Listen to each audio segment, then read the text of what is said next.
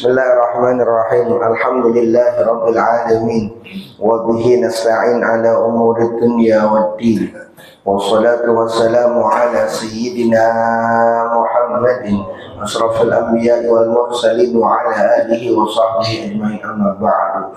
Fa rabbi ishrah li sadri wa yassir li amri wahlul 'uqdatam min lisani yafqahu qawli. Fa rabbi ishrah li sadri wa yassir li amri wahlul 'uqdatam min lisani yafqahu qawli. Fa rabbi ishrah li sadri wa yassir li amri bi jahi sayyidina Muhammadin sallallahu alaihi wasallam. Allahumma faqihna fid din wa 'allimna ta'wil ya arhamar rahimin. Bacaan kita hadis ke-540. Bismillahirrahmanirrahim. Qala al-musannif rahimahullahu ta'ala wa adama an-naf'a bihi wa bi barakati ulumihi fid darain amin. Qala radhiyallahu ankum rabbi yassir wa la tu'assir rabbi tammim bil khair. Allahumma astur uyuba muallimi anna wa la tadhhab barakatihim anna ya arhamar rahimin.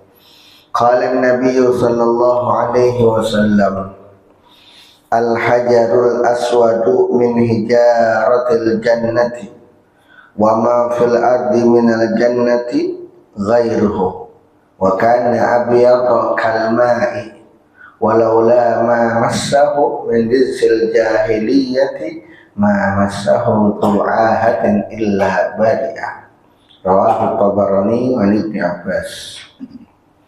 Telah bersabda baginda Rasul sallallahu alaihi wasallam, kata beliau, al-hajarul aswad, hajar aswad itu min hijaratil jannah, bagian daripada batu-batu surga. Wa ma fil ardi minal jannati ghairuhu, dan tidak ada di muka bumi ini bagian dari surga ghairuhu, kecuali hajar aswad doang gitu. Kecuali hajar aswad doang, sesuatu yang ada di surga, yang ada di muka bumi tidak ada kecuali hanya hajar aswad. Wa kana abyadu kal ma'i, dan adalah hajar aswad itu tadinya mah putih, abyad kal ma'i, seperti air, berarti bening ya. Kalau batu cincin, kalau bening apa namanya ya? Saya kagak hafal ya. Badul, makareno. Oh, akarnya yang bening-bening tadinya begitu tuh. Bulan deh. Nah, itu tuh kan nyaut juga tuh. Yang punya cincin. Dan adalah dulunya hajar aswad itu abyad, putih kalmai, seperti air, bening-bening gitu. Walaula ma massahu min rizqil jahiliyah, andai kata tuh batu enggak, laula andai kata tidak mamasahu menyentuhnya min rizqil jahiliyah, oleh najisnya najis jahiliyah. Maksudnya najis di sini isti'arah ya, bukan najis orang najis megang-megang batu, bukan, daripada kekafiran masa-masa jahiliyah. Kan batu hajar aswad itu udah ada dari sejaknya Nabi. Ka'bah itu dibangun kapan pertama kali? Hah? Nabi, oh enggak, Ka'bah itu ada udah dari zaman Nabi Adam. Rusak karena banjirnya Nabi Nuh alaihi salam, hancur, maka diperbaiki oleh Nabi Allah Ibrahim. Hajar aswad udah ada. Kan ceritanya ada riwayat yang mengatakan hajar aswad tadi gede, pecah jadi 5. Asli gitu tuh. Ada yang mengatakan kayak gitu. Allah alam, kita nggak paham gitu ya.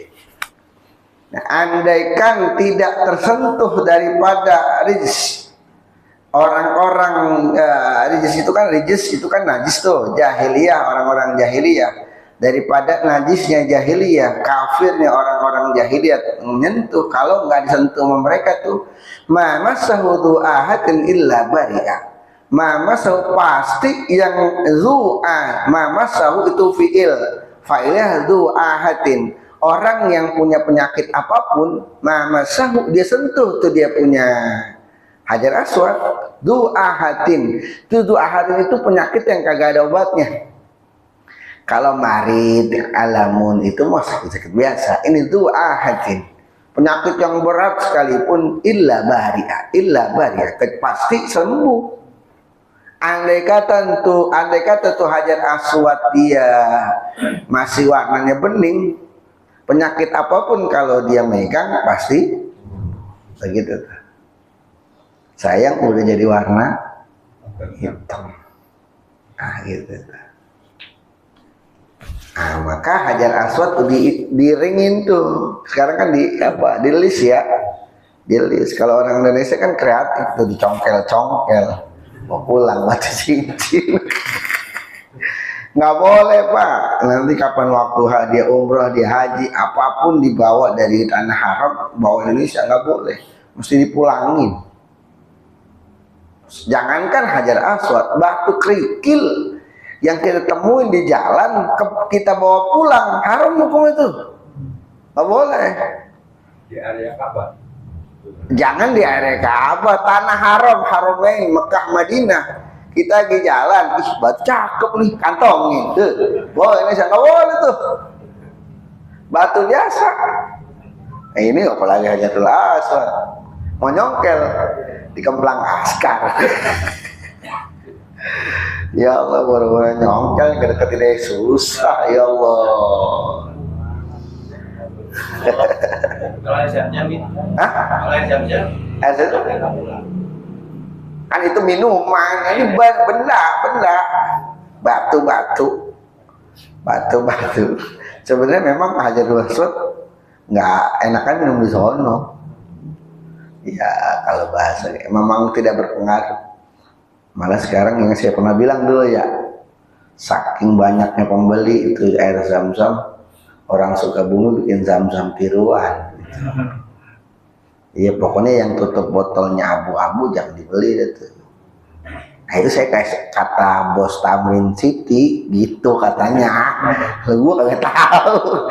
Asal minum ini bos Tamrin City Habib siapa saya lupa waktu itu lagi ada pertemuan riset nih dibedain. Ini botol biru, ini botol abu-abu. Jadi tutup botolnya itu menentukan. Yang ini palsu nih. Dia tahu dari mana? Ya pokoknya ini tahu dah. Gudang udah pernah lihat saya gitu. Biasa pedagang mah. Iya, yang mana kayak yang asli. Nah begitu. Jadi walau lama masahu min rizil jahiliyah. Kalau andai kata tidak tersentuh daripada rizil jahiliyah, daripada najis jahiliyah, mama saudu'ahatin, maka menyentuhnya du'ahatin orang yang punya sakit, illa tidaklah menyentuhnya orang yang sakit, illa melainkan orang itu bari'ah, pasti sembuh.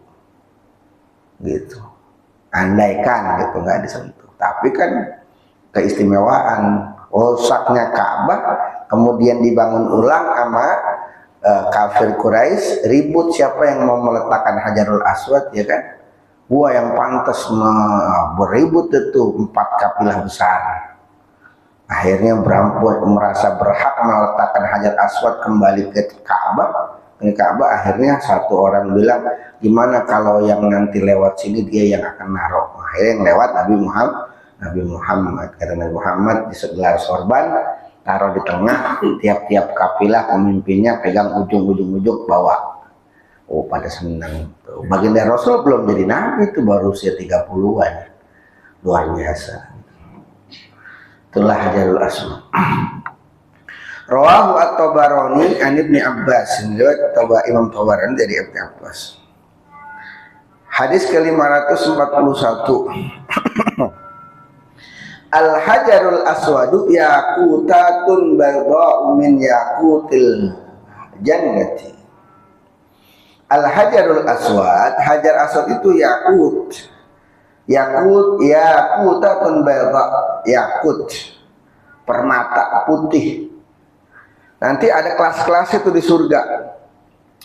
Kalau yang disebut yakut itu pasirnya surga. Nanti ada kelasnya. Zamrazat. Nanti ada tuh kelas singkatnya, saya nggak hafal juga. Itu di dalam kitab Qatrul Ghaz itu disebutin tuh. Yang disebut yakut, zamrud itu udah apa istilahnya pasir surga. Kita injek-injek Pak. Nanti kalau di surga kita masuk gak ya? Masuk ya. Masuk Pak Salim ya? Masuk ya kan. Emang juga kita pengennya masuk. Tapi kapan?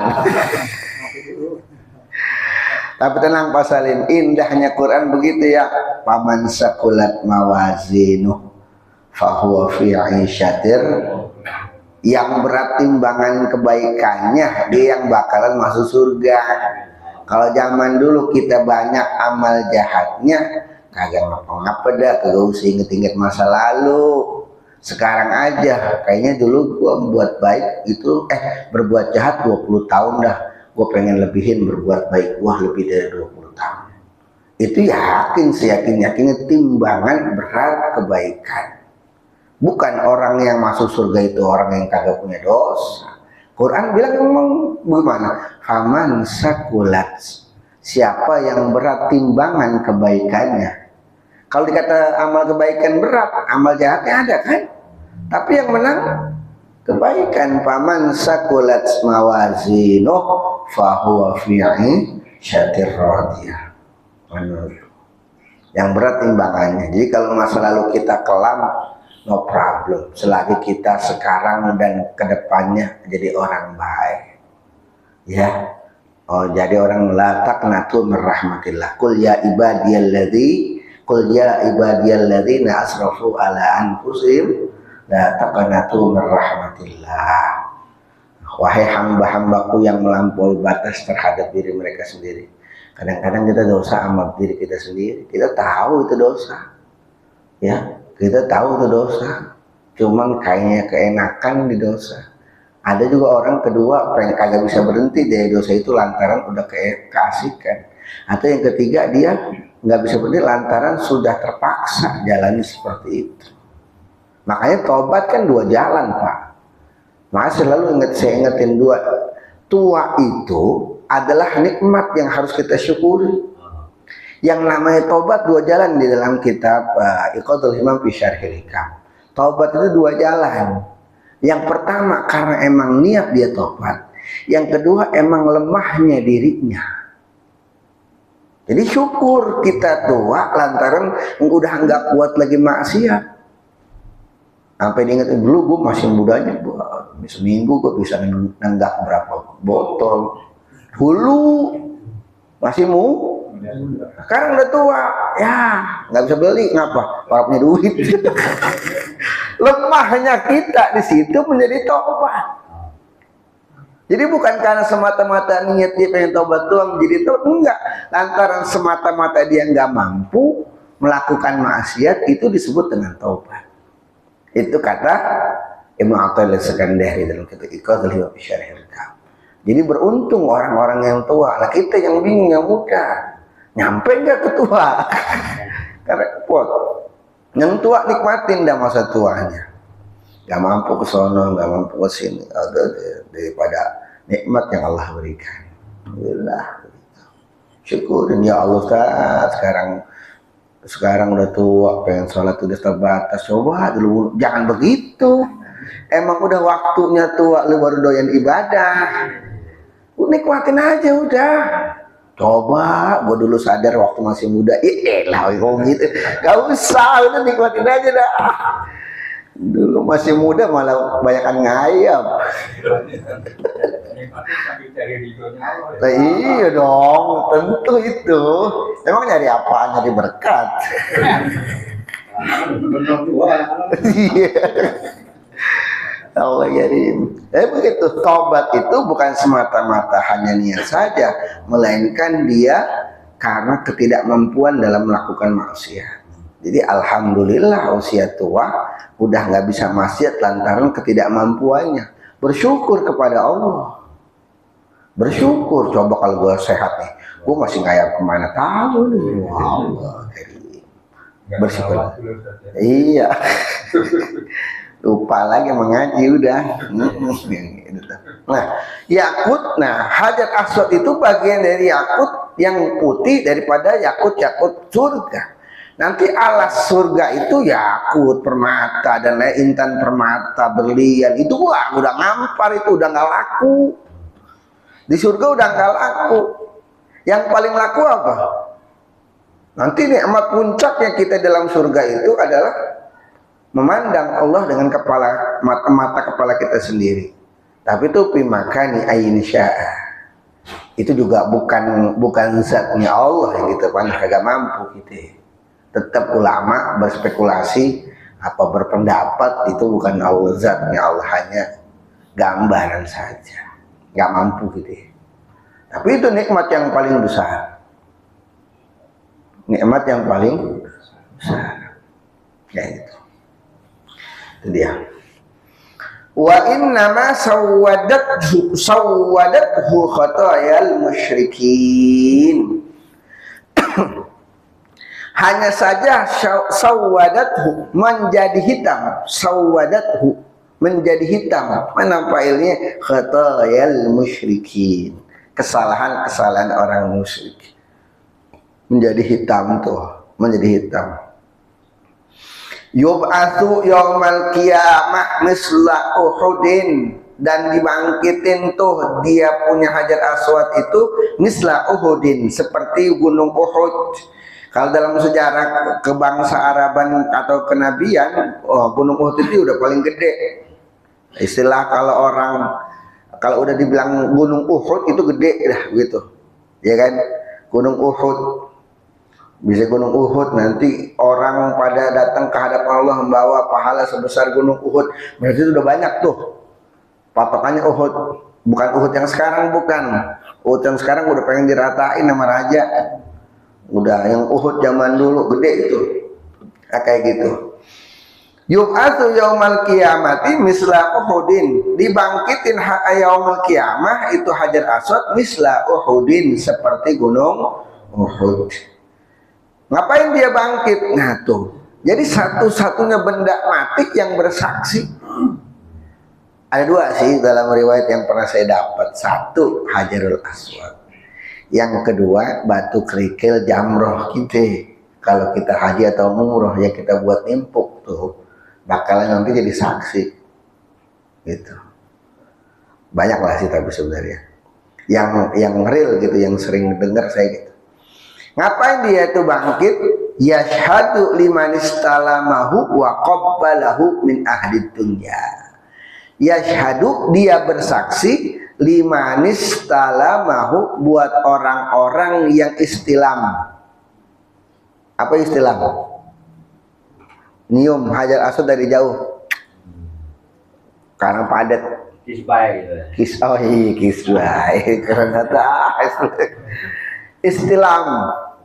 Kita nggak mampu maju ke hadapan Hajarul Aswad lantaran banyak orang yang mengalahkan kita dari segi fisik. Orang Afrika, orang Timur Tengah, Indonesia mah kitut-kitut, susah. Jangan pakai joki, jangan. Nggak mampu, istilam aja. Nggak usah pakai joki-jokian, akhirnya ketipu kan. Banyak orang ketipu sama joki kan, beritanya banyak itu. Udah dah, kalau kita nggak bisa nyium, istilam aja. Salam ya, dari jauh gitu ya, istilah salam dari jauh. Dia bakalan bersaksi, kita bakalan dikenali nama Hajarul Aswad lantaran kita nggak bisa nyium dia gitu.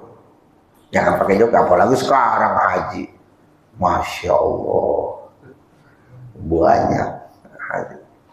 Wa qabbalahu, dan orang yang menciumnya min ahli dunya, daripada penduduk dunia. Yang istilam cium, wa qabbalahu, yang menciumnya. Cium kagak bisa, istilam. Nah, ada istilah qabbala yuqabbilu, cium. Physically-nya kena.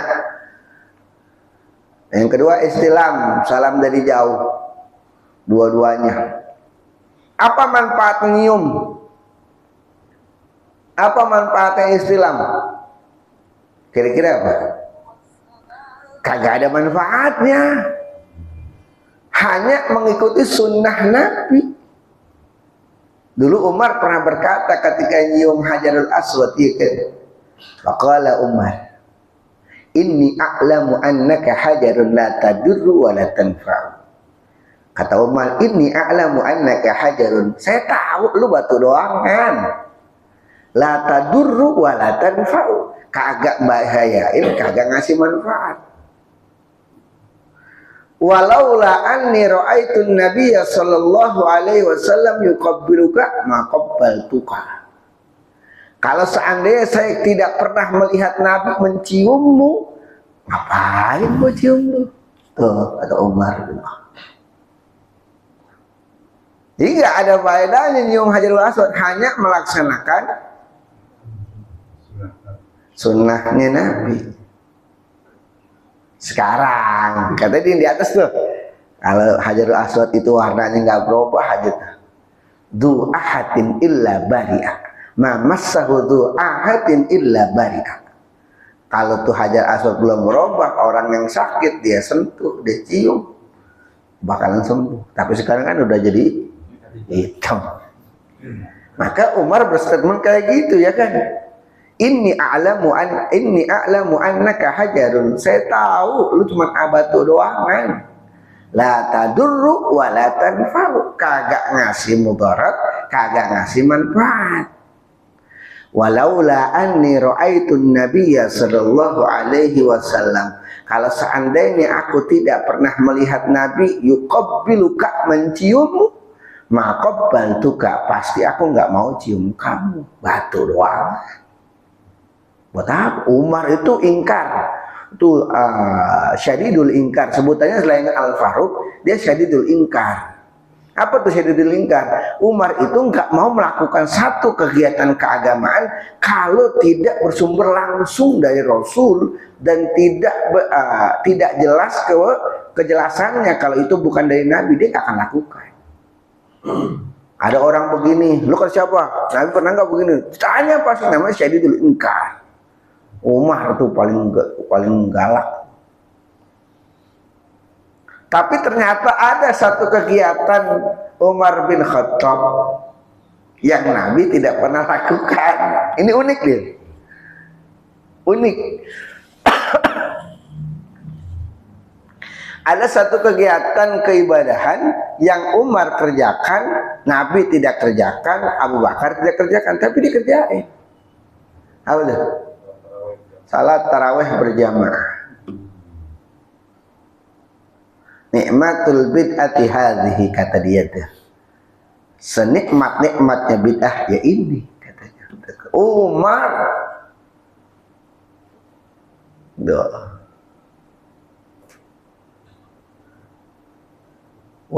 Makanya orang-orang yang tetangga tuh statementnya cuma sedikit.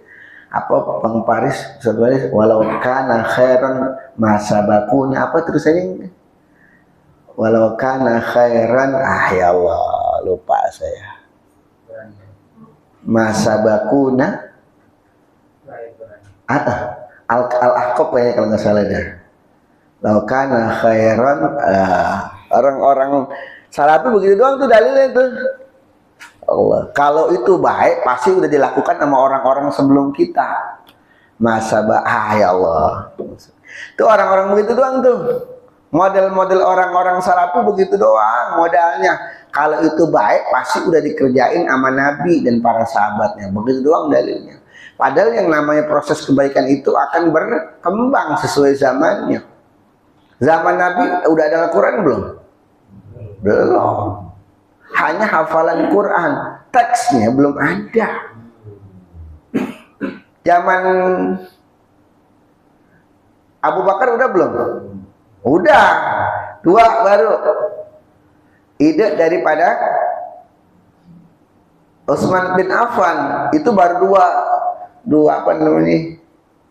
2 mushaf, tapi belum disebar. Baru nanti pada zamannya Utsman ibn Affan dibikin 5, namanya mushaf Utsmani itu, yang 5 pencat, masih ke sono saya nggak hafal. Kalau sesuatu yang baik dikerjakan sama orang-orang sebelum kita, ya bakalan kacau, bid'ah, dolalah, sesat, masuk neraka.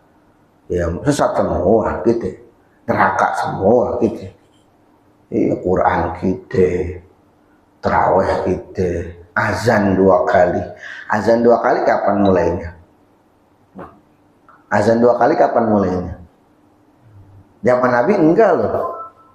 1 zaman Nabi. Tapi dikerjain sama siapa? Utsman ibn Affan. Melihat kondisi. Nah begitu. Berkembang lah.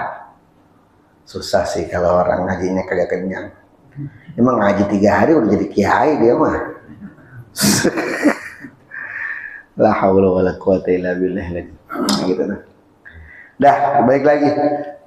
Maka Hajar Aswad itu akan bangkit pada yaumil kiamah, akan menjadi saksi orang-orang yang pernah istilam dan menciumnya. Walaupun kita menciumnya atau istilahnya tidak ada manfaat atau mudaratnya seperti kata Umar ibn Khattab, lantaran itu hanya sebagai kesunahan saja. Kesunahan saja. Itu. Baik, yang namanya sunnah, ingat-ingat ya. Ada yang Nabi kerjakan jadi wajib buat kita, ada yang Nabi kerjakan jadi sunnah buat kita, tapi menjadi wajib buat Nabi. Banyak halnya. Sesuatu yang dikerjakan Nabi tidak semua menjadi sunnah. Pahami kalimat ini nih. Nanti konteksnya yang Nabi lakukan itu akan beragam hukumnya sesuai keadaan. Contoh, ya besok misalnya nih Idul Adha berbarengan dengan hari Jumat.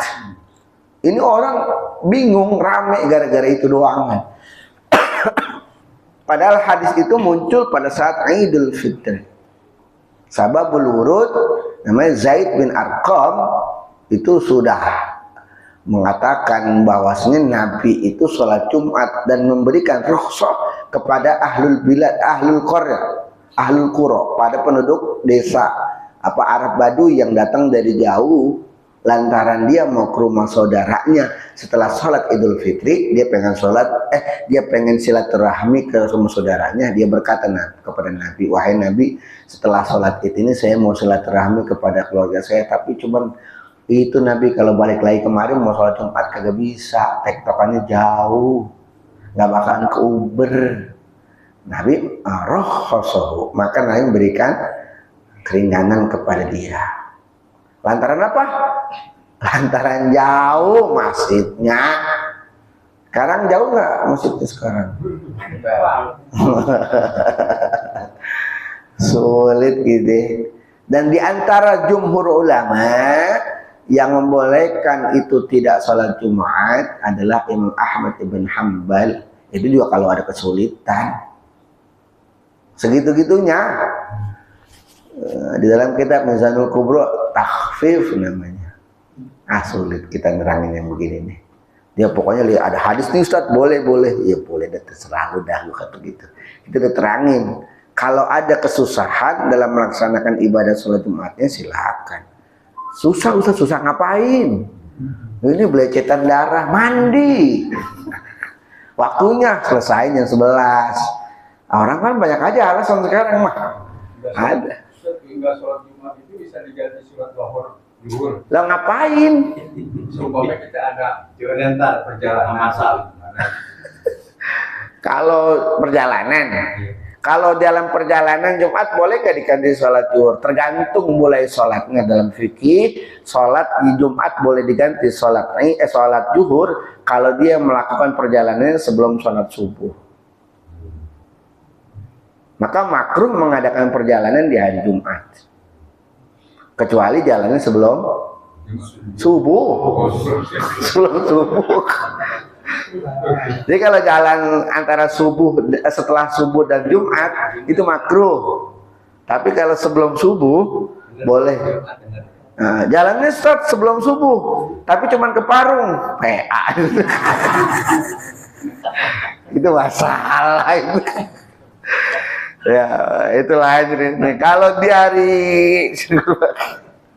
jarak ya, tapi macet Ustaz 5 jam, turun sholat.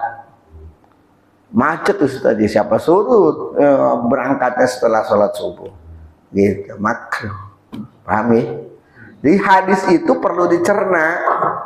Hadis itu ada yang berdasarkan sababul wurud, ada makhluk. Ada hadis saya tadi saya sampaikan tuh, yang tadi Umar Itu ada mursal, ada marfu, ada maktu, macam-macam. Itu ada yang sahih, hasan, dhaif, maudhu, macam-macam tergantung sanad, matan, perawinya. Orang mungkin ada hadis aja. Kembali ke Quran sama hadis. Iya sih, bagus statementnya. Cuman paham apa kagak? Oh, kalau ngeliat hadis kita bakalan pusing. Apalagi kalau kita baca Bulughul Maram, kalau nggak ngerti istilah hadis kacau. Itu riwayat jangan, nggak usah jauh-jauh. Di dekat sini kemarin saya ada seorang ustadz jamaah ngadu ke saya gitu. Ustadz, saya habis ngaji sama si Anu. Kata dia nih, berdasarkan hadis kita kalau habis wudhu sentuhan sama bini nggak batal. Tapi kalau sama mertua batal. Kebalik itu. Berdasarkan hadis. Sulit ini mah, dia kata gitu. Hadisnya memang begitu. Aisyah sedang tidur, Nabi lagi sholat, kesentuh. Banyak itu ilatnya. Itu banyak ilatnya, bro. Nah, saya bilang namanya ibu-ibu, kalau kita terangin ilat dalam hadis gak paham. Udah dah, cara kita orang tua dulu, kalau laki bini batal, bisa kata gitu aja udah. Tapi kalau ngomongin ilat, itu repot. Almarhum, saya punya, coba boleh dicek di dua nih coba. Almarhum Kiai Sofwan jenggotan enggak, kumisan. Berdasarkan hadis, waktu itu saya diskusi dengan beliau satu buah hadis, saya tanya kenapa beliau tidak jenggotan. Karena ada satu hadis, itu rahasia kita berdua doang sih. Karena ada ilat hadis. Coba deh lihat fotonya Kiai Sofwan, enggak jenggotan, kumisannya gede banyak. Karena ada statement hadis, beliau tuh hebat, dapat ya, kuasain ilat dalam hadisnya. Saya diskusi dengan beliau, kenapa bunuh? Wah, hadisnya nanti sebenarnya ada tuh, hadis keberapa ya? Kemarin saya udah baca soalnya. Lagi-lagi gitu, ini nih, ketemu.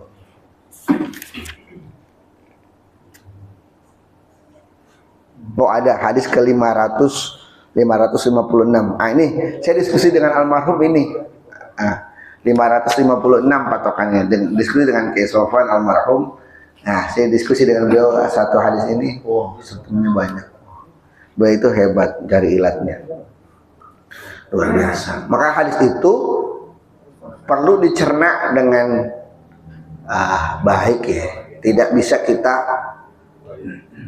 apalagi kita nggak paham ngartinya, ngeliat itu terjemah doang. Wow, karim. Itu lebih ribet lagi. Ini hadis yang kita baca, saya ngaji dulu, nggak pernah bersih kitab saya, pasti coret. Nah, saya contoh kayak ini, saya coret-coret dulu baru kemari. Karena hadis itu nggak sembarangan kayak orang menceramah, bawa terus kita nggak bisa. Hadis itu barang yang mesti kita cerna dulu. Nggak bisa, harus tahu dulu. Saya alhamdulillah S2 2 semester ngaji hadis. Ketemu guru-guru Profesor Win itu luar biasa masalah hadis. Begitu. Nah, jadi kalau ada hadis, sesuatu hadis, jangan langsung ini sahih, ini nggak sahih. Yang kita tahu sahih Bukhari Muslim doang ya. Padahal ada 12 imam. 12. Saya lagi ngapalin Sunan Abu Daud. Itu yang paling ringan sih ngapalinnya. Balik-balik baca Bukhari puyeng juga. Sanadnya puyeng. Ada 7 jalur. Itu repot, ngapalinnya repot. Nah, Abu Daud yang paling mudah, insya Allah paling mudah. Itu kurang lebih. Nah gitu ya. Udah bisa ya? Itu azan. Belum sih. Ya. Ada pertanyaan nggak sampai sini? Aman ya? Insya Allah mudah-mudahan sehat walafiat menyambung. Amin. Jadi Hajarul Aswad itu adalah nanti menjadi saksi buat orang-orang yang mencium dan istilam, buat orang-orang yang datang haji dan umroh, buat orang-orang yang tidak datang haji dan umroh, ingat-ingat jagain Jumatannya. Kalau kita nggak mampu haji dan umroh, Jumatan kita jagain. Jumatan kita jagain. Harus benar-benar kita hadir ke Jumat dengan beneran gitu maksudnya. Bukan kayak orang sholat biasa gitu maksudnya. Nah, insya Allah masih dapat pahala haji dan umrah. Fatihah.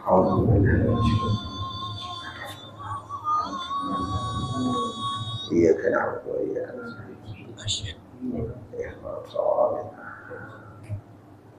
Bismillahirrahmanirrahim. Alhamdulillahirabbil alamin. Allahumma shalli ala sayyidina Muhammad wa ala ali sayyidina Muhammad. Allahumma allimna ma yanfa'una wanfa'na bima 'allamtana warzuqna fahma nabiyyin wa hifdhal mursalin wa ilhamal malaikatil muqarrabin ya arhamar rahimin ya arhamar rahimin ya arhamar rahimin. Allahumma ربنا اغفر لنا ولوالدينا وارحمهم كما ربونا صغارا لجميع المسلمين والمسلمات والمؤمنين والمؤمنات الأحياء منهم والأموات برحمتك يا أرحم الراحمين يا الله بها يا الله بها يا الله بحسن الخاتمة يا الله بها يا الله بحسن الخاتمة يا الله بها توبة وحسن الخاتمة ربنا آتنا في الدنيا حسنة وفي الآخرة حسنة وقنا عذاب النار وصلى الله على سيدنا محمد وعلى آله وصحبه وسلم والحمد لله رب العالمين.